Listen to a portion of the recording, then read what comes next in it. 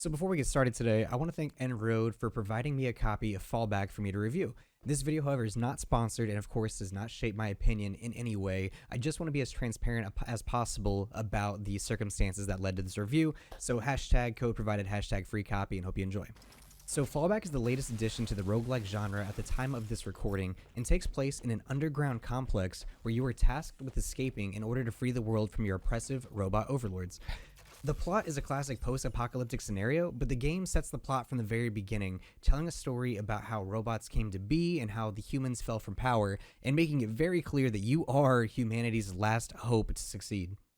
The intro actually reminded me a bit of how Dark Souls sets up their narrative. It tells the story in a very dark and depressing manner, making it feel like, you know, it's the human's fault, which it is in this case, but it makes you feel like you were on top of the world and then everything was just taken out from under you.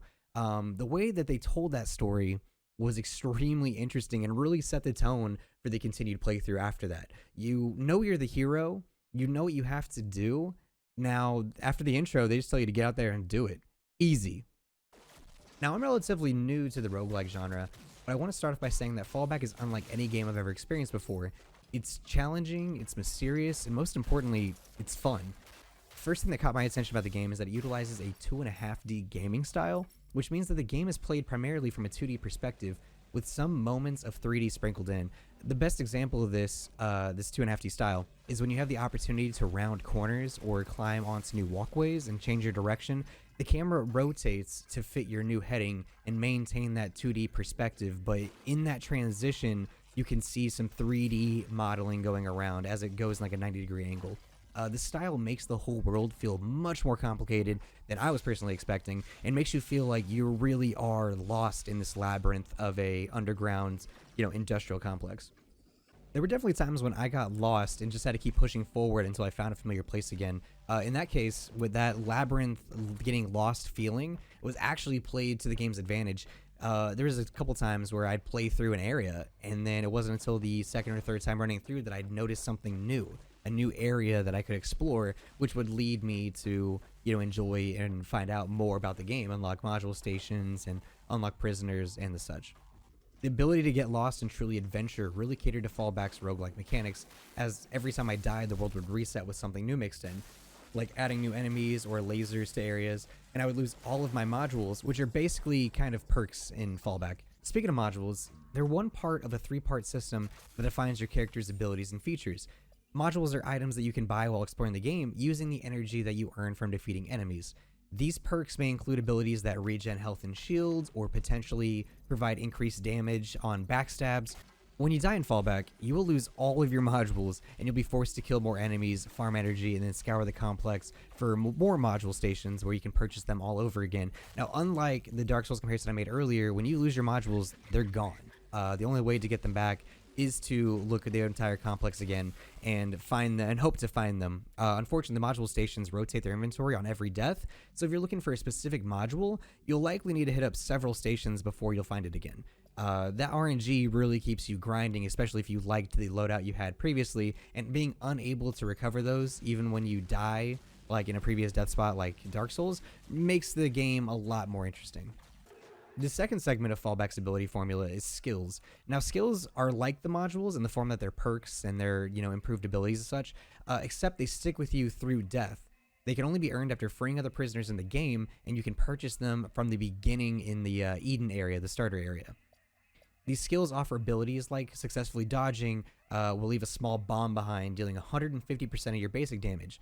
Or maybe when double jumping, your rocket fire burns enemies below, dealing 50% of your base damage. Skills are a great way to power up your playthrough, but they do have a catch.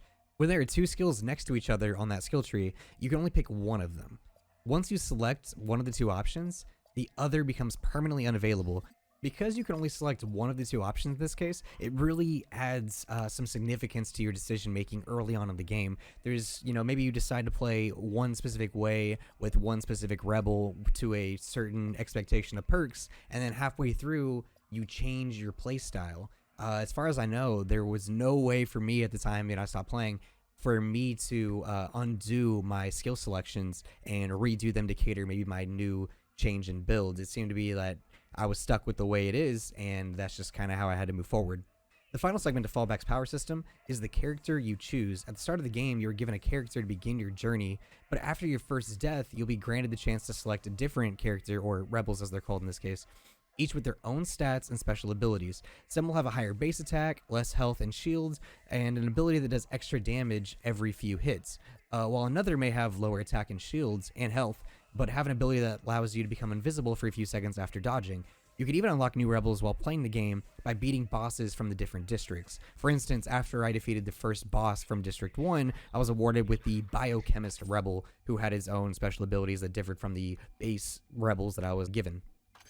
Choosing your rebel and skills will make the greatest impact on your playthrough of Fallback, while modules seem more designed to support your chosen playstyle. Especially given the RNG factor that comes with finding modules, I personally gave up on hunting modules after a while and focused on playing without them. They're nice to have, but not necessary to succeed, and I felt that it was more reliable and more consistent to pick the skills that I'll never lose on death, combined with the rebels that I can practice and earn and, hone their abilities while playing the game.